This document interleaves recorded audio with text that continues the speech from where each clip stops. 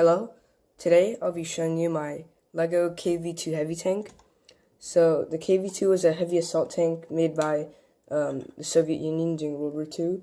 It was developed on the basis of the KV1 and made during January 1940 with a total of 334 vehicles manufactured from 1940 through 1941. The KV2 tanks were used in action in 1941, with most of the vehicles lost the same year, so this tank was not very effective.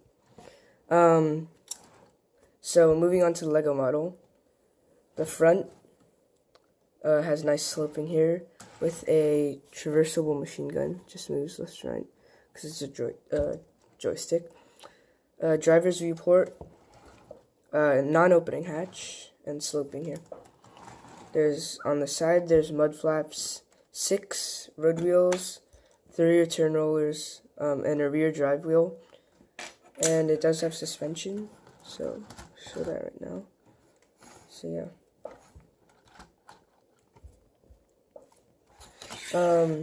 These are all placed correctly.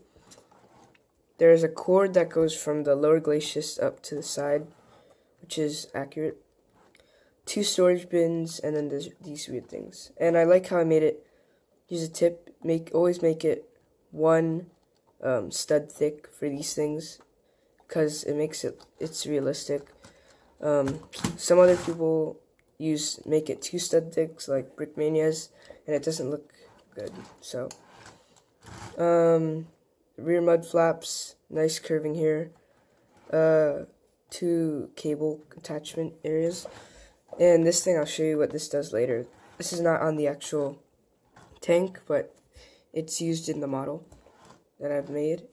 So moving on to the top of the engine deck, we have 2 hatches here, 2 exhaust pipes, a circle thing. I don't know what that does, but it's there, and engine grills. So looking at the turret, we have the large 152mm howitzer that the KV2 uses. Does elevate, doesn't depress, but I could probably add it. The turret design goes to someone on, I forget their name, but they have a YouTube video called LEGO KV2 Instructions. I changed the turret a lot, but the basis is still his turret. So I added this opening hatch and a bunch of stuff on the top, and changed the back a little. So the opening hatch, let me try to find a figure.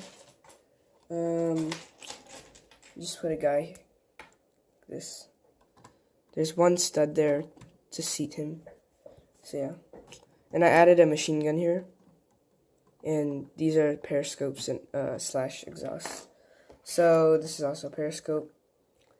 The rear has a hatch, I think, for getting the ammunition into the tank, and a small machine gun on the rear. So going back to the back, this thing actually turns the turret, so it's really cool. I got this inspiration for this design from the Brickmania Patton tank, and I can show you how I did it. Let me just move these cables out.